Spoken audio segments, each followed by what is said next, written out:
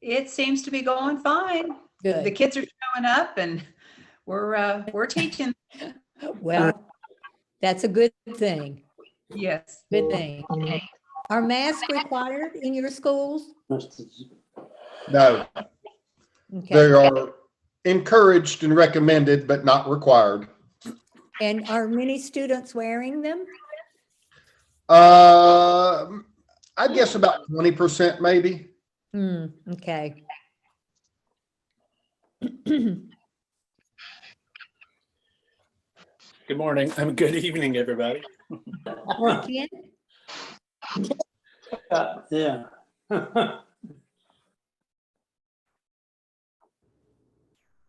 You didn't like what you said. I don't know if you heard it. What'd you say? I didn't hear it. I said, Kent just woke up. No, it's like running from one thing to another. So forget what time it is. Yeah.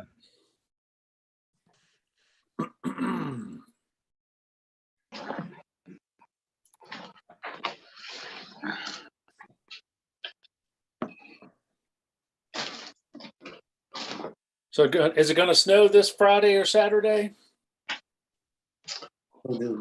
I vote no.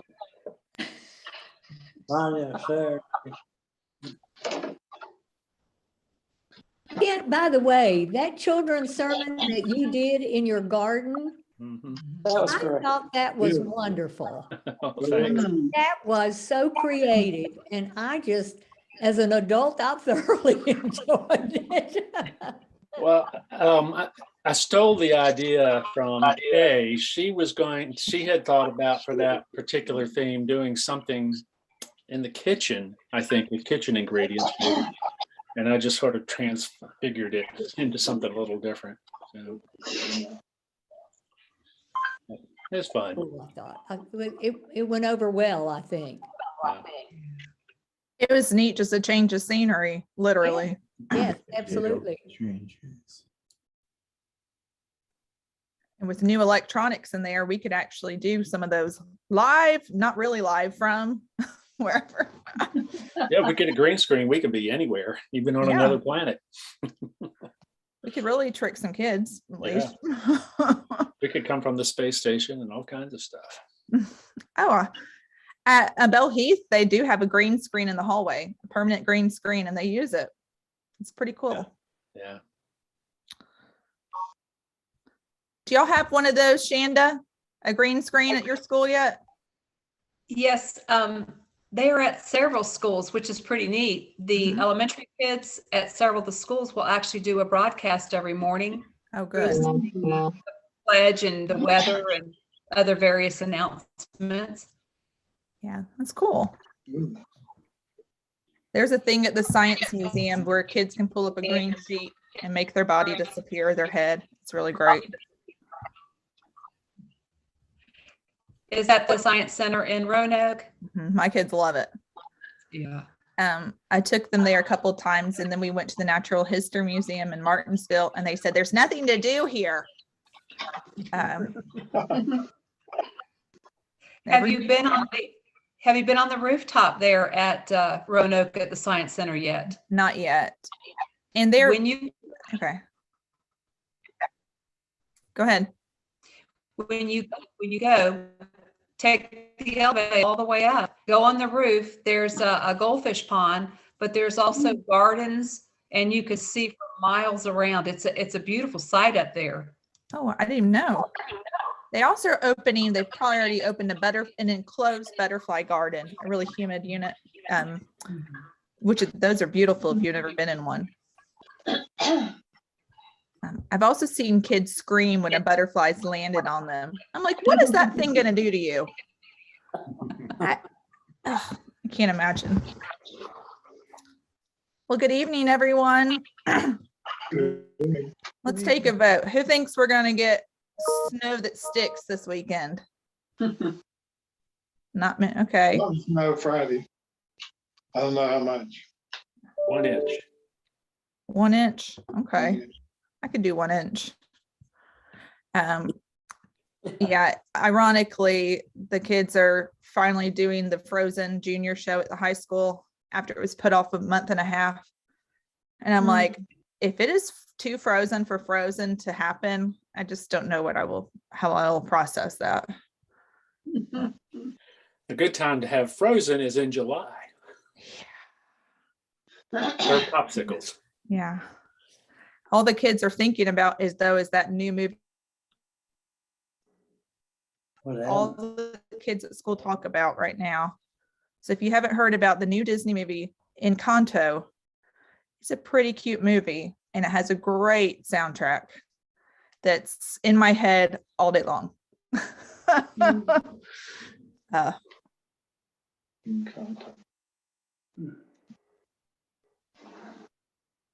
Remember that. Yeah.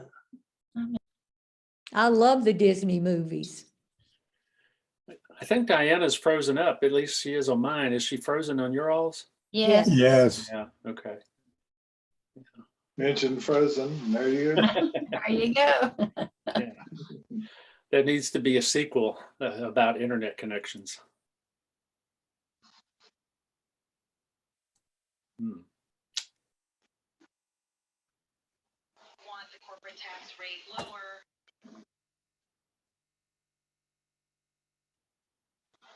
Okay. We'll give her, okay, she's realized it now. Should be right back then.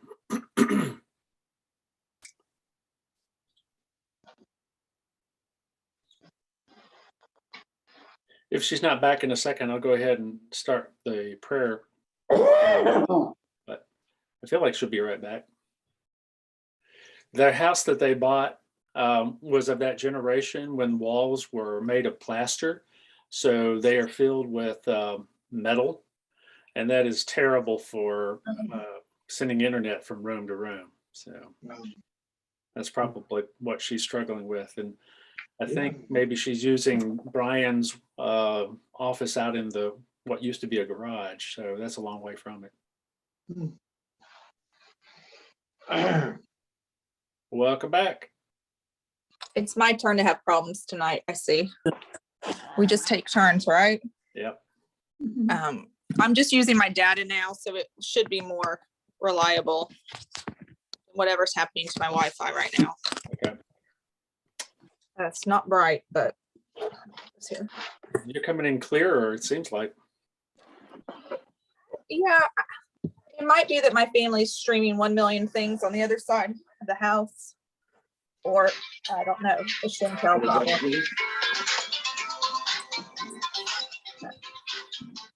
Yeah.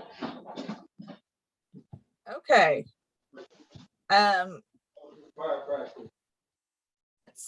Hey, Kent, could you mute everyone, please? Yep, working on it. Okay, thank you. Okay. We're going to start this evening. I'm going to try to stay online with some prayer request, and then I have a subject I would like to talk about, and it's about church growth. So if we can share what's going on in your life or what you know is going on. I hope you've read your emails today and have seen that that Betty Daniels passed away late last night.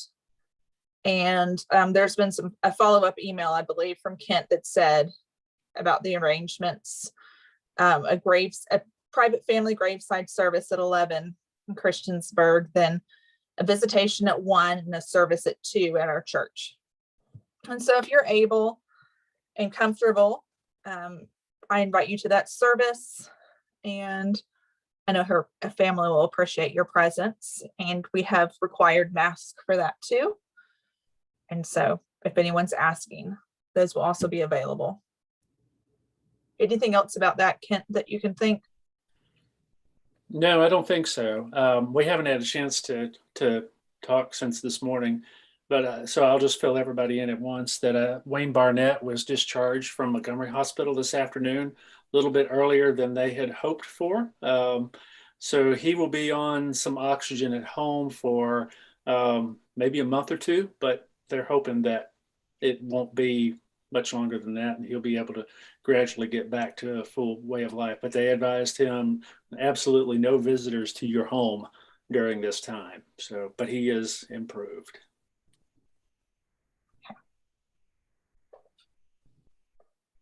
What else do we have? I have not been able to find the details. Maybe someone on here has heard, but there's been a little girl in Radford, maybe age 11 or 12, who had a head injury. Have y'all heard about this? Gary, what do you know? I just heard today for the first time. I haven't heard today, but she was improving. She's got a tremendous amount of physical therapy and other kinds of therapies to go through, but they finally diagnosed it as being just a very, very bad concussion. But she is home now. Yeah, I think it was like a sledding accident or something like that. She and her twin sister, and I think some other children, were snow sledding, and I don't know all the details, but she clearly had a very, very bad hit on her head. And but anyway, she's doing much better. They're seeing improvement every day. Yeah, and I think she's in Charlottesville or something like that. So yeah, I immediately went and told my kids, we're doing helmets from now on. We own them. We're going to wear them. So there are rocks under that snow. Oh boy. Yeah. I think we're going to see a lot more helmets in Radford, actually. And there are trees out there too. I think it's just smart. Most kids already own them if they have a bike. Anything else? I have no idea what that little girl's name is either, but there's that. Diana, we have a young teacher at one of our schools who has two young daughters, one in 4th grade, one in about 6th or 7th grade. Her husband contracted COVID and was very sick. They thought he was getting better. He ate breakfast yesterday and immediately passed away. And so if you keep the Woodard family on the prayer list, it was unexpected. They thought he was going to get better. They thought maybe it was a blood clot, but the Woodard family. Is it Woodard? Yes. Okay. Man.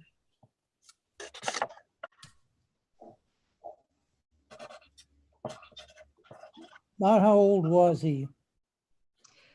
I'm not sure. I would guess that she is probably about 32, 34, something like that. In other words, they're young folks. They're very young folks.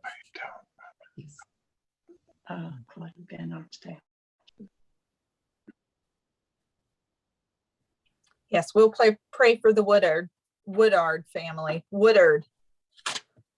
Okay. Martha wants to say something. Yes, Martha. At choir tonight, Bruce Van Arsdale mentioned that his wife Claudia is having a lot of pain because of a fall that she took, and she's to have some MRIs or something done soon, but she's in pain.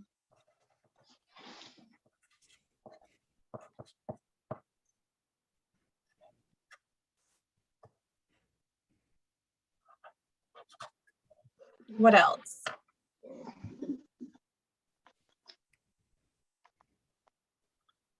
Anything?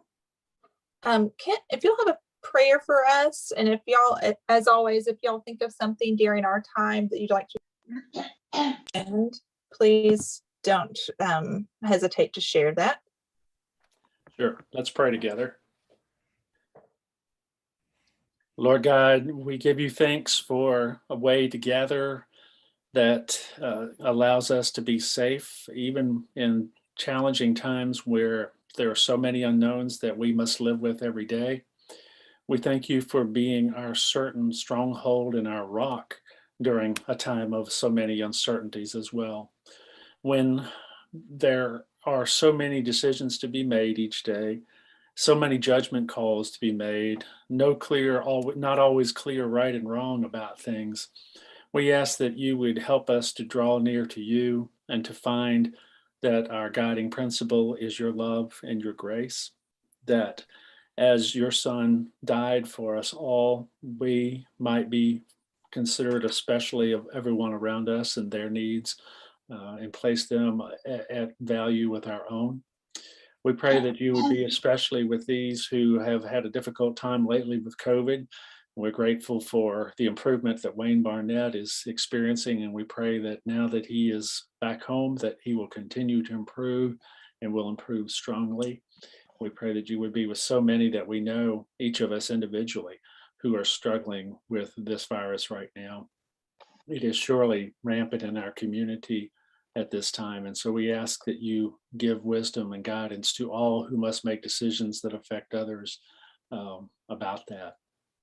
We pray that you would be with Claudia in the pain that she's experiencing right now, and with the young lady who has the severe head injury, who's recovering, that you would continue to comfort her family and strengthen her day by day so that they might now see progress and improvement that continues to encourage them as she moves towards full recovery. We ask that you be with the family of Betty Daniels and the loss of someone that has been a part of their lives for all of their lives. And we ask that you would bring them comfort and strength at this time and remind them constantly that this is not the end, that we will be together again one day in your kingdom and rejoice at that time of fellowship together. And now, as we study your word together tonight and think about churches and church growth, we ask that you would open our minds and our hearts and help us to see what you would want us to see and to understand. And we pray it in Jesus' name. Amen. Thank you.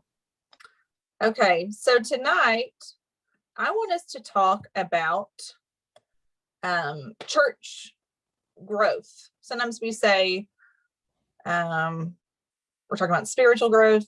In this case, we're talking about numerical growth and how we get there and healthy things that we can do to get there. Church growth is can be a scary thing, because I think we all realize that in anything in our life, when we're going to be doing something, trying to accomplish something, we have to make adjustments. Right now I'm trying to lose weight and it's not fun.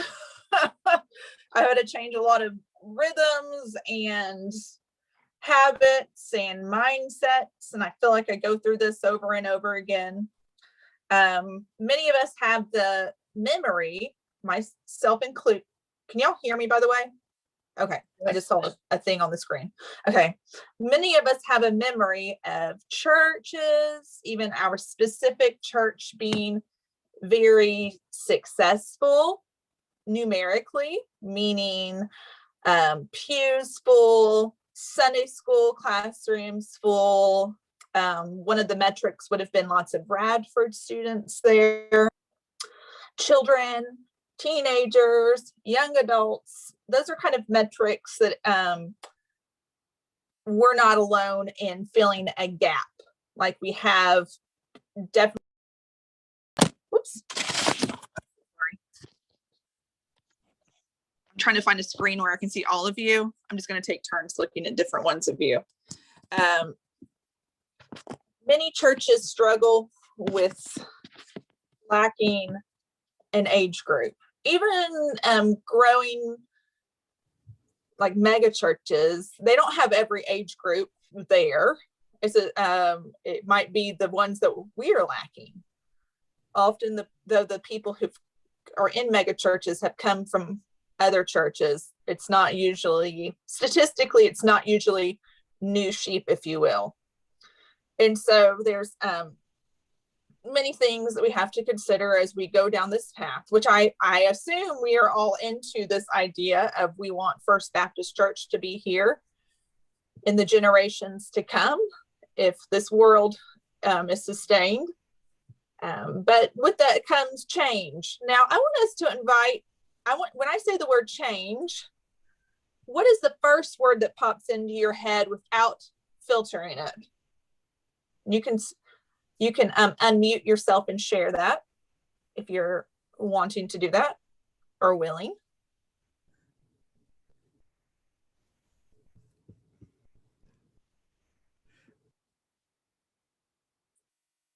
Not all at Discomfort. once.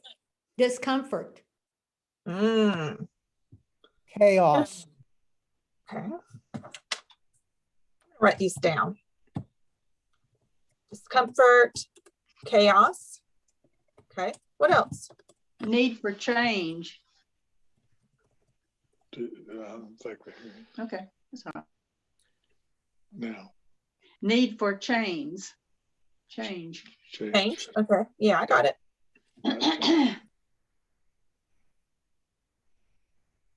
I would say lots of work. Mhm. What kind of things change when there's church change?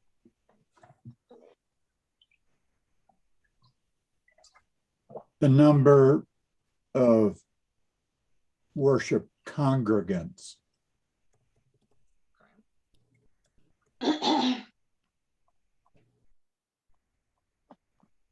On the way to a decrease or an increase, hopefully increase in worship congregants, what kind of things do you imagine happen? What would be some elements that would be looked at?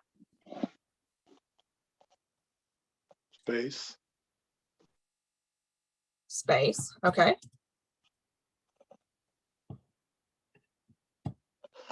One thing we know for sure from people who study change in church is that as churches reach new people, they also lose some people who are not happy about that change.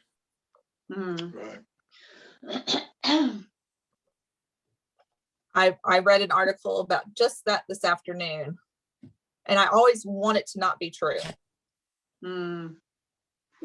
Along with that idea, it's usual or oftentimes that the number of people in the church body drops off before it goes back up. Okay. And you think that's because of the discomfort? Yeah, and also it takes a little while to get the word out to those who might be interested in coming. It takes longer to get the word out than it does for people who are already in the congregation who become unhappy. Yeah, someone could just be like, I'm taking my bat and ball and going home. But to form the new vision, the plan, the communication is a,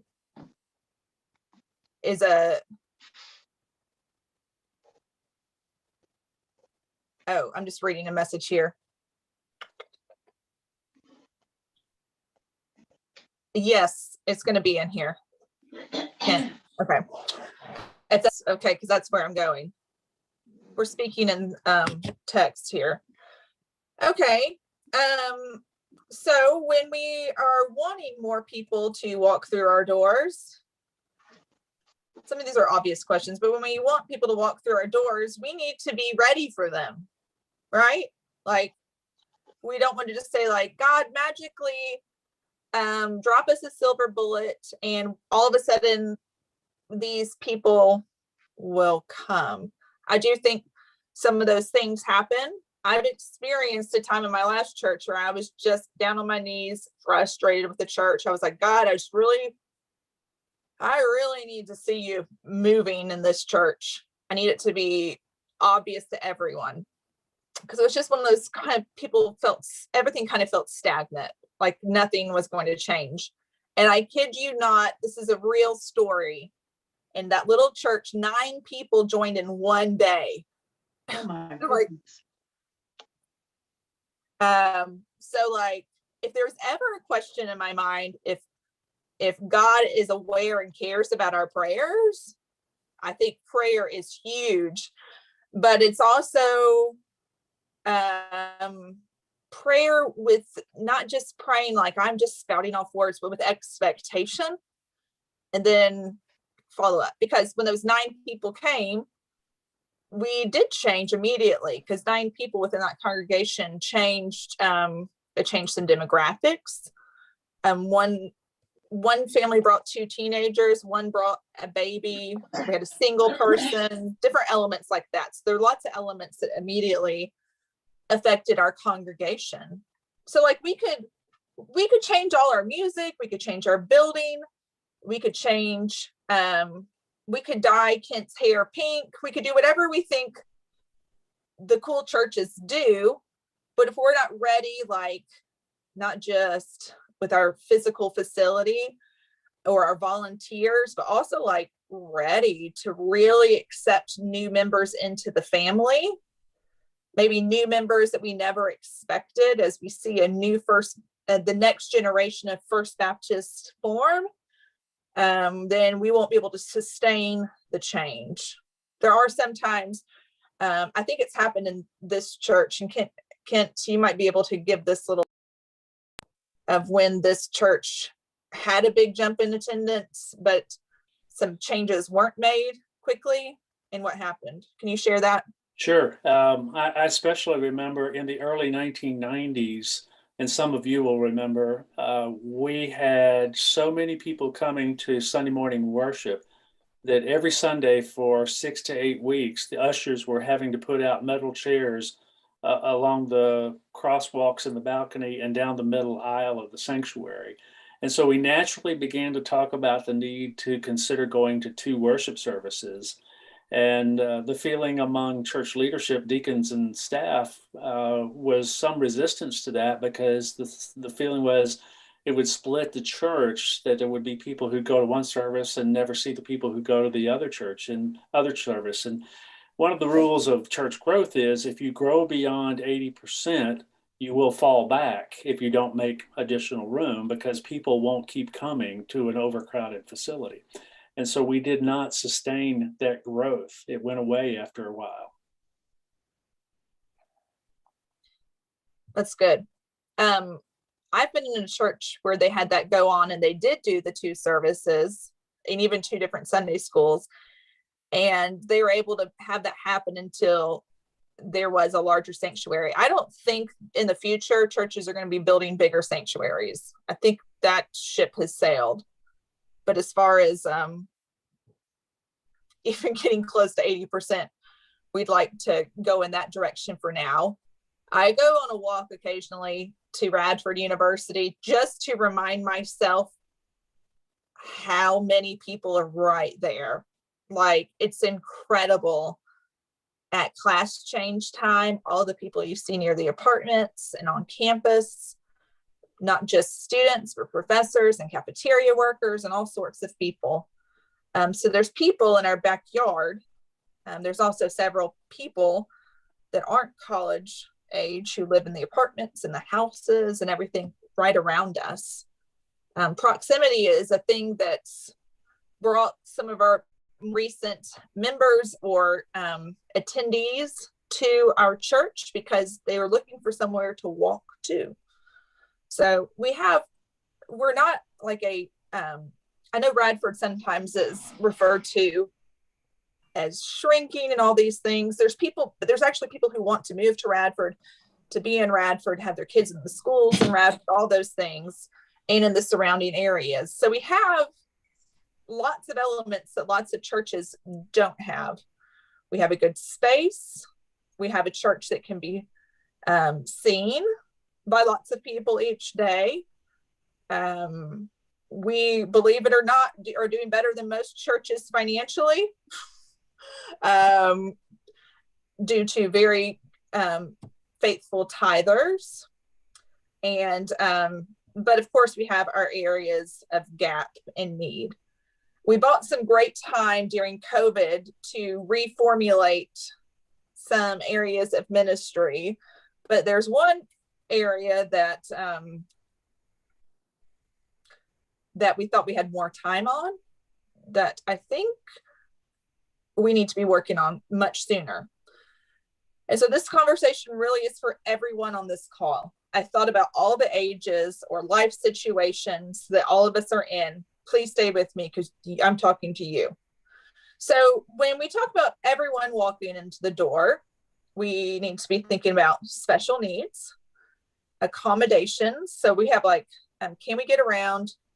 do people of like on the autism spectrum, would they be able to, their families be comfortable with us? Would we have ways that they could be to worship with us? Ages, we definitely, to have next generation of First Baptist, we need to make some changes. And it's not just, by the way, changes does not mean doing what we're doing, but doing it more. Have you ever heard what the definition of crazy is? What is it? Am I the only one? People, somebody that can't change, no matter what the reality is, they can't readjust their thinking to accept the new reality. Right. Repeating the same behavior over and over. And expecting change. Expecting change. Yeah. Expecting to change even though you're doing it The over and over. The horse is dead. Yeah. Rusty and Chandra have read that book, I'm sure. The horse is dead. Okay. Oh, by the way, I know some people on this call have also read Anatomy of a Revived Congregation or Autopsy of a Dead. Those are very practical. I think it's Tom Rainer.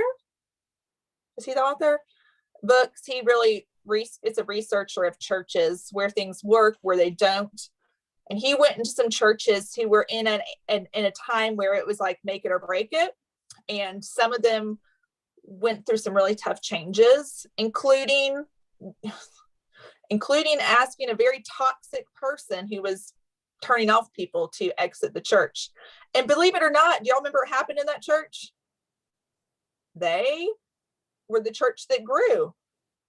And there are other churches who didn't want to change anything because they're afraid of ruffling feathers, or we've always done it this way, kind of the museum, maintaining the museum mentality. And I don't think they're even open a year more after he did his coaching with them. So, yeah, we can't do the same thing and expect a different result. So, when we're thinking of change, we need to put focus into our thought. We could say change, etc. But God expects us to do some soul searching, some digging, some flexing muscles. I took aerobics a time or two in college for PE classes because I'm not a tremendous athlete. But I remember one of the only tests we had in my step aerobics class was, what is the paradox of exercise? And the paradox of exercise is you have to tear muscle to build muscle, which basically means this kind of change to health can hurt. And some people will want to take the journey and others won't. That was a really hard thing when Jan said, lots of times for a group to grow, it first goes down a little. Isn't that a scary thought? We like everyone to be at the church and just add to it. We don't want to ever go down. That seems counterintuitive to what we want to do. And so I'm suggesting, it's like I'm doing a term paper here. I hypothesize that we need to pull focus wherever age situation or life situation we're in to children and young families in this season. We thought we had a little bit more time with the youngest. We restarted Sunday school for kids. Youth things are restarted in some capacity, but we have very young kids attending who struggle to not have some of the structures of that. So we don't just need money for this age group. We don't need just thoughts and prayers, though we do need prayers that follow with action. But we must, in this season, I believe, stretch ourselves to be welcoming to young families, all different kinds, and then make change, purposeful change, spirit-driven change that will serve the next generation, because we want the next generation. And First Baptist Church Radford will not look the same, sound the same, maybe even be called the same so many years from now, which is a really hard pill to swallow. Kit and I do lots of continuing education classes, and there is one that put a pain in my gut about the era of First Baptist is over. So they unpacked that statement, and the facilitator said, I believe, there's a time where if you're a Baptist, you'd move into a town and you just look for a Baptist church. And First Baptist did really well because, well, they're First Baptist. But the time has come where people, first of all, a lot of people aren't looking for a church at all when they move. Or if they leave another church, statistically, they never go to another church as much as we imagine they do. Baptist has lost a good name in many circles based on several things that have been in the news, or several churches who act poorly with the Baptist name. Little is also understood about our denomination. Sorry. Okay.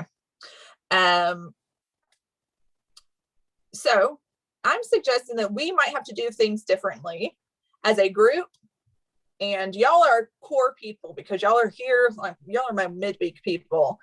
Y'all, you might think I am 80, I can't do anything, or I don't have kids, or I did all this stuff at one time and I'm done. But I think we are all people who have relationships, networks within the church, within neighborhoods, within community, within county, where we can affect change. And that there are things that we can do to even affect change in the children's department. There's volunteering. We, for instance, need some people to be on a rotation for children's church, which means taking kids out of the worship service. And we don't have that right now. And it is a super need, like flames under my feet need.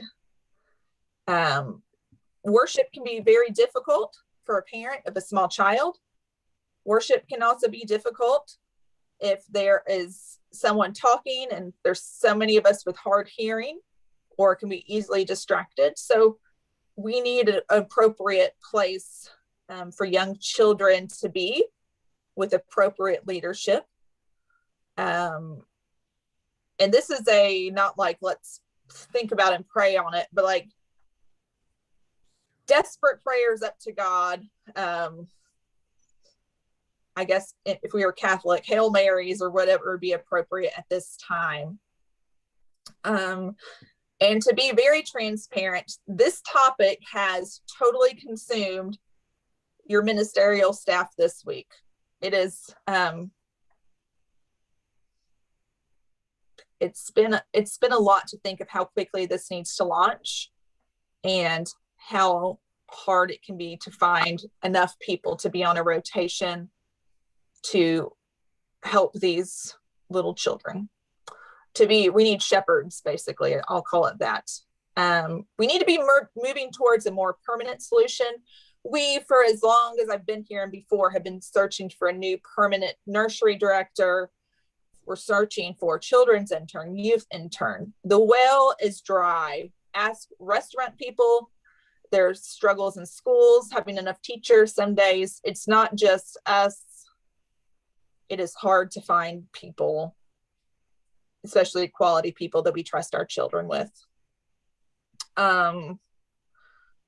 So here are just some things I thought of that we can all do. We need adult workers, obviously. I told Kent that Zelda was upset that we didn't ask her to be the teacher. I was like, you're 9, but she's willing in the future. So we made a mental note. When she's old enough, she will be the first call. We need behind the scenes workers, like administrative, to keep up with who's working, who has a stomach virus that needs a replacement, if there's any needs in the facilities for the kids. It's important that we have clean, appropriate rooms for the parents to drop off their kids, and to make sure that we have all the kind of supplies we would need. Thinking about young families though, we're going to see a shift in our church into lots of home ministry, which means Bible studies within homes. Might need people to watch children within homes, and homes to meet in, because everyone that might want to host doesn't have a big enough living room to meet in. So you might just have a home that you can open up. Help families meet needs outside of the church. Maybe being, for people who don't have relatives in town, being an extension and like a grandma type to a family, and encouragement. Children, I mean, lots of times we say children have changed. Probably the things they interact with have changed, but parenting, I hear, has always been hard. So people can be a good encouragement to young families and have like a real relationship where you are on a rotation, inviting them to eat or have coffee or go for a walk or have a phone call they can depend on to check in with them. But anyhow, we've had lots of long meetings about these things, phone calls and text messages and emails with each other, trying to solve this, but we've come up with this, that we need y'all to be teammates with us as we try to problem solve and to plan and to dream, because we're very finite people, and we need encouragement from y'all to the broader church body, that this is something that I do believe we need to work on right now, as we each do have a job, a calling. It's sometimes hard for us to understand ourselves as called, but if we proclaim Christ, we of course are called. And one other thing is, I know that many growing churches require all church members to be actively involved in a job at the church. And it could even be a job that's like calling to check on homebound members or card writing. So everyone doesn't have to have the same skills, but everyone has to be involved in something. I mean, scraping sidewalks is as important as rocking babies, is as important as teaching Sunday school. Just some of these areas take a lot more workers. Let's discuss. I really want first blush kind of reactions.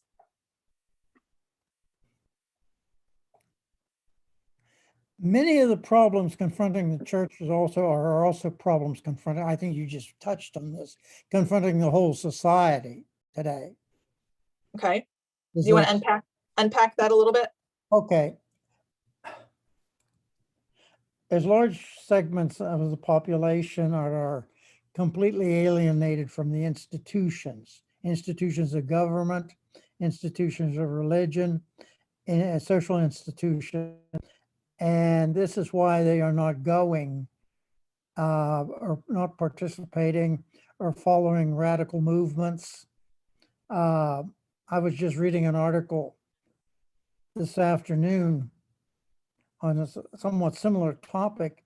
Was somebody is much concerned about we're heading towards a civil war in this country.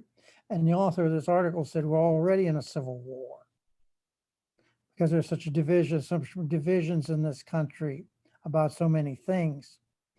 And institutions are suffering, institutions that are allied with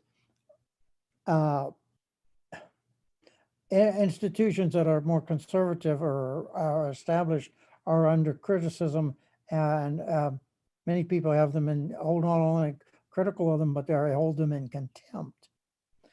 I think it's a major, more serious problem socially than what it's just merely not filling a seat. It's actually trying to change people's attitudes about things. Does that all make sense to you? Yeah, I think we're going through such a major shift that some of the, I hate to even use the word problem solving, but figuring out this puzzle might not actually all connect until like long after I've passed away. And I understand I'm only 38, but we're going through a tremendous social, theological, familial shift that we only see like once every 500 years. We just happened to live through it. And pandemic sure didn't help, did it? Or maybe pandemic shoved us to where we need to be. Pandemic accelerated trends that were already going on in the society. It accelerated, yes. I think a lot of it can be attributed to pushback against change and seeing that change is inevitable and pushing back even harder in resistance to it. I think the gorilla in the room has got to still be COVID. There's been such a tremendous mind shift in the way in which people look at everything from how they do work to how you socialize, all of those other kinds of things, which even 5 years ago, we never would have even thought would happen. And those kinds of things create a whole new mindset that nobody really knows at this point, I don't think, how to deal with it. And you couple that with just the normal change in generational changes, generational worldviews and mindsets. And it's a pretty complex set of things going on out there. Yeah, and COVID, I talked to a therapist today, and she was saying she was using the term COVID babies, and she meant kids who are growing up, the youngest children in isolation or not in a normal world, and how some of them will suffer socially, emotionally, with even skills like using their hands. Not as many kids even went to preschool or something like that. And so we're also going to see that pour into our church, and we'll expect kids to come in like the last 2 and 3 and 4 year olds, but they're not, and there's nothing they did. It's just a collective, I don't want to use the word trauma, but it is, that has affected some of their growth. And now we're asking them to enter into this thing that was created in a non-pandemic time, when kids were well socialized and were in school every day, and expect them to just function well. It's a hard thing. And I know in the schools, man, teachers have really felt it, all ages. Well, I think it's even changed something as simple, Diana, as people just all of a sudden saying, it's not bad to sit home on Sunday morning. I kind of like that. Busy so people people who have been accustomed most of particularly their adult lives to church being just part of what happens during the week, it doesn't fall in hierarchy like it used to. And you can accommodate some of that with technology, but you still lose that what I always call the warm and fuzzy, the human touch, and that's what people need. But it's just not there. Right. We talked about in another group, maybe the Journey team, the phenomenon of fear of getting out, FOGO.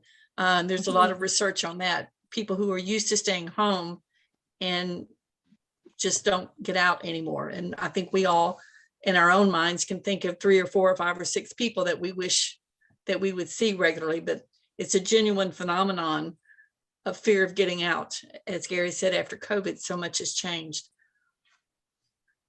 Right. One of the things I think we've sort of talked around here, this group of people who is with us now, is the fact that COVID has forced change on us. And I don't know if it was you, Kent, that talked about staying home on Sunday morning, or Ben. I'm not sure which of the two of you did that, or Gary. Gotcha. Okay. And it's a change that none of us liked initially, but now we're getting used to it. And now we're getting into that stage of, it's just as easy to stay home. on Sunday morning and not go to church, because I can listen in and I can actually look in and see the service as it's going on without actually being there. And I couldn't do that before. And even pause the service if you're watching it later.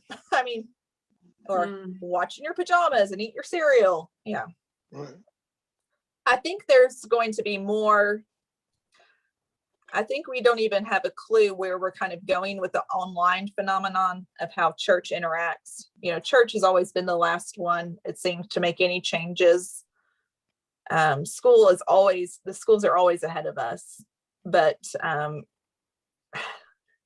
we are going to have to find ways to have more authentic one-on-one or small group things like this for all ages. I know it's really hard for my Nadia to interact this way. Zelda, though, has gotten onto one of these things where you can talk to people kind of on screen like this. I can see who she's talked to, but it has, I think, helped her socially, because we still don't do like indoor play dates and all that stuff.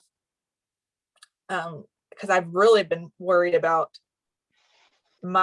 I'm an extrovert. I'm worried about my lack of social interactions, but I'm really worried about my kids who have had huge chunks of their life in this pandemic and how much maybe they've lost of the good things when we had like Sunday school at our last church shut down for so long. What did they lose during that? Because we tried some things, but it wasn't the same. And, you know, maybe coming out of this, I pray that coming out of this, that God is going to use this to just reach so many more people. Not just online, but also as people kind of search for themselves.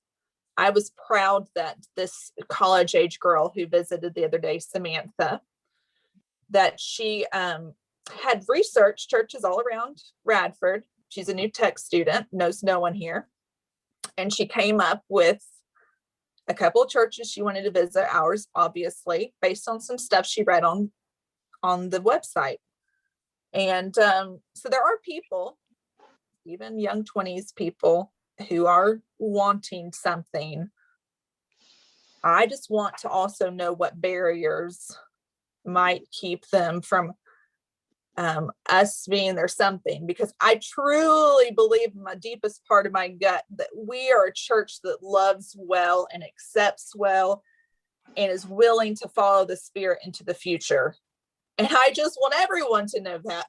So whoever said the thing about how does everyone else know that we've changed, maybe like send it out like a baby announcement on a postcard. Been through some big changes. That's hokey, but perhaps what we need to do is revisit the journey book. Yeah. Perhaps what we need to do is rethink some things that we have talked about before, and if they will work, why not? Let's try them. I mean, if we need to get working on identity, let's decide how we go about doing that. We don't have a whole lot of people, but we have some people who can do that.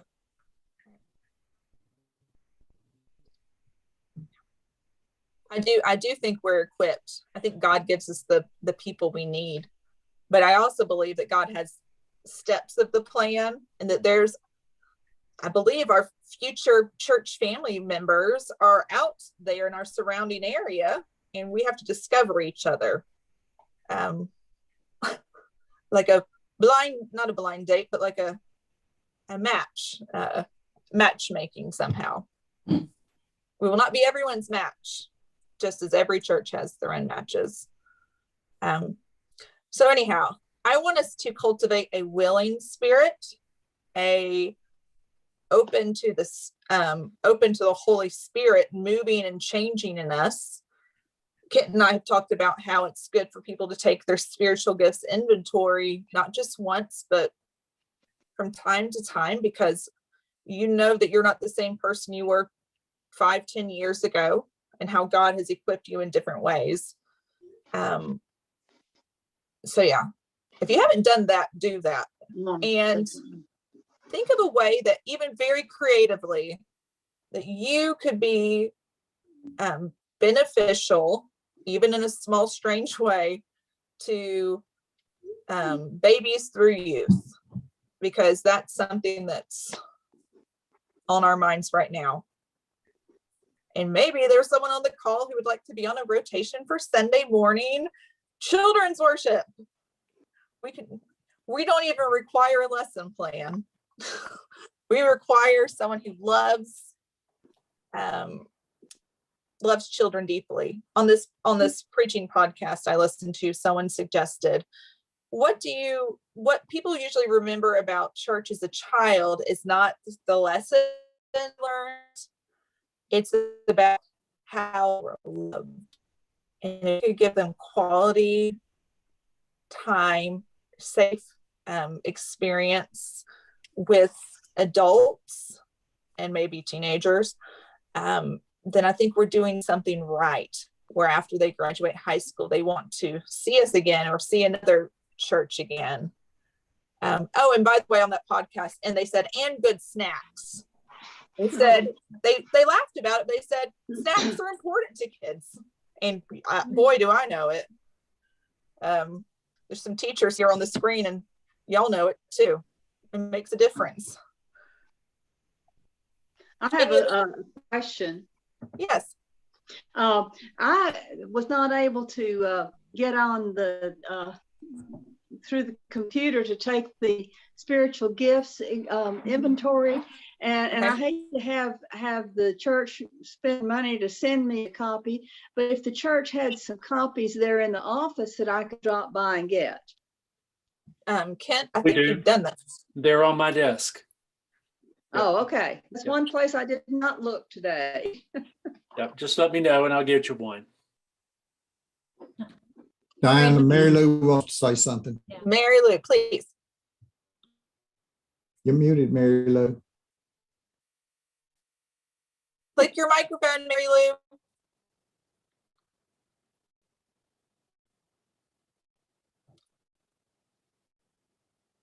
Can you do it, Kent? I can turn them off, but I can't turn them back on. The user has to turn it on. Oh. Mary Lou, you're looking for a button that says mute. And I think you're on an iPad, so that might be top right. It's red. If you click on something. Okay. I think it's red with a slash, tiny. Yeah.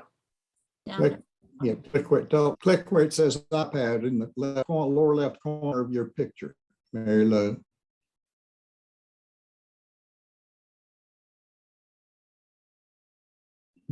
No, I can't hear you.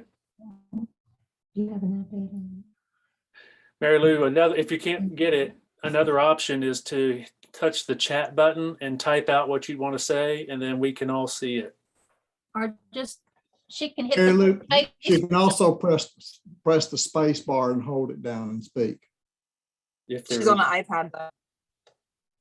Oh, cell phone. Yeah. I have a question while we're waiting on that. Sure. Do we know what our capacity is with the spacing that we're using in the pandemic in the sanctuary? How many more people could we accommodate if they walked in? We can do about 100 people easily. Okay. And we had about 50 total counting the choir and everything Sunday, I think. Yeah, some Sundays we have bumped up into the 80s in the last 6 months. Okay.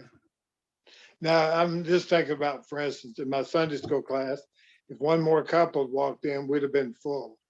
Yeah. The way we've got it spaced out. So, I mean, Yeah. If you think that's going to happen, we'll make adjustments to accommodate. Okay. Do we have Mary Lou yet? I think we lost. Oh, there she is. She's moving around. I don't know how If she this pulled that off. If this is your Thanks, iPad, Mary. it's down here. Can you get I don't have it on there. You're not on the phone, are you, Mary Lou? No, she's on an iPad. Okay. See, on my phone, you touch the left little dot and then you hit. It's different. It's different on an iPad. Yeah.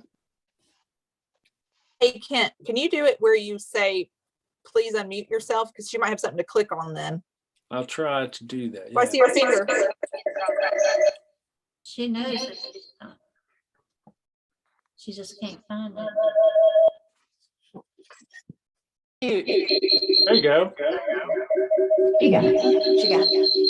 I found enough stuff. There we go. Now what else? Oh dear.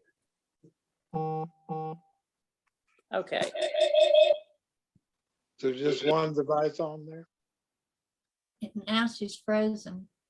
Go ahead and speak, Mary Lou. It might have been somebody else that was creating the echo. Okay. Yeah. Okay. I was just going to ask Diana, how many people in this group tonight are senior citizens, or what percentage are senior citizens? Could you all hear that? Not me. Yeah. I mean, what I'm thinking is that most of us are people who have been there. Bob and I have been in the church for 40 years, and have loved this church and have worked and worked and worked and worked and worked and always enjoyed all of that work and thought it was good.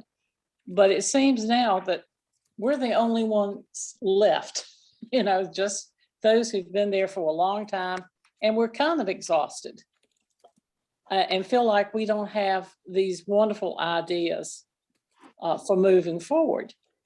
I don't know if anybody else feels that way, but Diana, as you were talking about, we need somebody for the children's church or for rotating this or that. I don't even have the energy anymore to do those kinds of things. Health reasons. So somehow I feel like I'm at a disadvantage of trying to, be a good part of what's going on. And I see a need for all these new ideas, and some of you still have them, and thank goodness for that. We want young people, but we can't seem to bring them in. And they're the people that, back in the day, they were the ones who were just putting out those ideas and knowing what their children wanted and needed. And that was all good. And we grew from it. And I talked to my friends here in Radford that go to different churches, and they all seem to be in the same predicament. It's the people that have retired and so forth, and they just feel like, I just don't have what it takes to do what it takes to get this church moving. So sometimes we feel kind of worthless.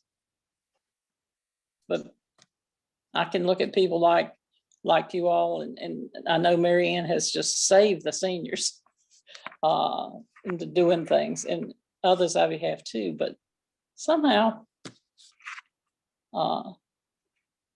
it almost seems hopeless to me, because I don't know what those new ideas should look like. It's almost like culture has passed me by. If I could interject, yeah, I think that if the number one way that someone could support me is, I feel like I have the new ideas. I need everyone to be able to roll with it. Because sometimes things won't sound or smell or look like church that I really believe are things we need to do. And I think as much, and this is not just this church, but every church I've served, that we have had these conversations for decades. People will say they want the church to change and survive and thrive, but won't even be willing to be in a room with the change. Yeah. And it's going to take, I don't know all the solutions, but I have ideas, and I think we've got to try some ideas, even if they splat and fail. No. I like your attitude. I think that we really need, everybody in on this, but. And encouragement's huge. Encouraging the you can encourage the teachers. You can encourage even one young person, like make a good connection and call them. That would be huge. Personal mission for one person, for any one of us to do. They are there and always have been there, but know the names of all of our children, so that when you see them, you can call them by name, and they may be surprised to know that you have taken that much interest to learn their name before. Just, that's a small thing that makes a difference sometimes. And I agree with that. But if we don't have a list of the names of the kids, how are we going to learn them? We have to make some wanted posters and pass them out, I guess. Well, it would just help to have a list of the kids. Yeah. We can sit and look at that list anytime we want. And if we can put that list, especially with a picture, then it's easy, even for us in our 80s. And Sure. Dale over there is almost 90 or is 90, to learn the kids' names and be able to talk with them. Well, that makes me think of two things that we could do this week with the February newsletter in development right now. There are a few pictures that may be in it that have pictures of kids in Sunday school. We can put their names in the captions, even though you won't be able to see their faces, because we're careful about not publicizing faces that much of children. But maybe we can also have a "Let's Pray for Our Children" column and just name the children there too. Diana, let me just say to Mary Lou and Bob Arnold, you absolutely will never, ever be worthless to First Baptist Church, ever. I can see you, Mary Lou, with your teaching experience, being a consultant for some new Sunday school teacher that is going to be teaching kids. You were so wonderful in your teaching experience, and you have so much to offer, and that would surely not go to waste. I mean, even if you can't be in the classroom, I could see you serving as a consultant, sort of, for somebody to, for you to share. Children's behaviors, they sort of remain the same over time, and so please know that you guys will never be worthless, ever. I just had to say that. Thank you, Mary. And Mr. Bob was so friendly to our visiting college student the other day when she was in there. It was wonderful. He is always very hospitable to everyone that he interacts with. It's one of the most important things is that hospitality that we offer. But I do want us to, if we could all commit to pray for this, some of the current needs and the ones coming. And there are never bad ideas. I am always interested in your ideas, or it's even okay, like your cousin in Vermont's sister's neighbor does this thing that helps at their church. Tell me. That would be a great benefit to me. And Diana, when Kent, when you were talking about names of children, which is wonderful because I don't know a lot of the kids in church anymore. Who are the new people that you are talking about? I mean, are they sitting in the balcony that, just can we know that? Can we know who they are? So we can maybe seek them out to say, we love having you here. And we want you to keep coming.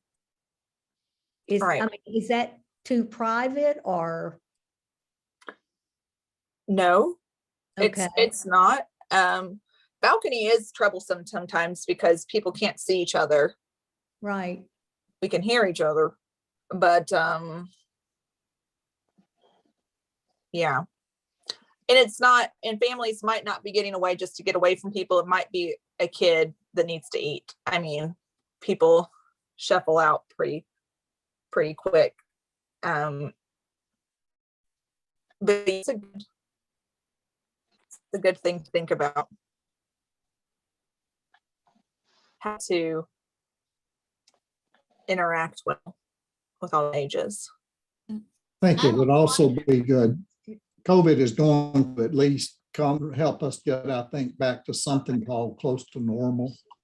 And a number of really good ideas came forth 2 or 3 years, 4 years ago, something like that now, I guess. And I think they're still good.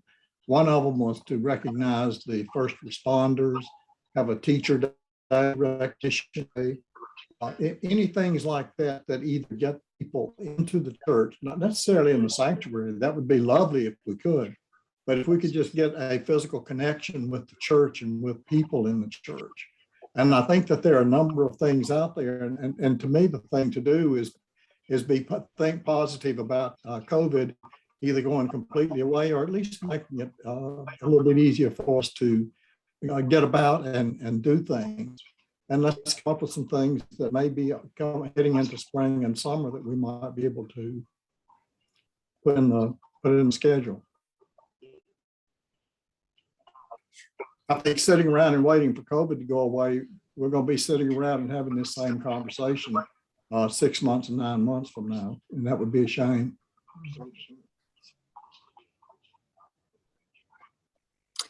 Okay, well, thank you everyone for your listening ears. You all matter, and you really all are called. Until the day that God calls you back home, we all wake up each day with a mission. And it can be a very exciting thing to think even what that small mission is each morning. I started looking at that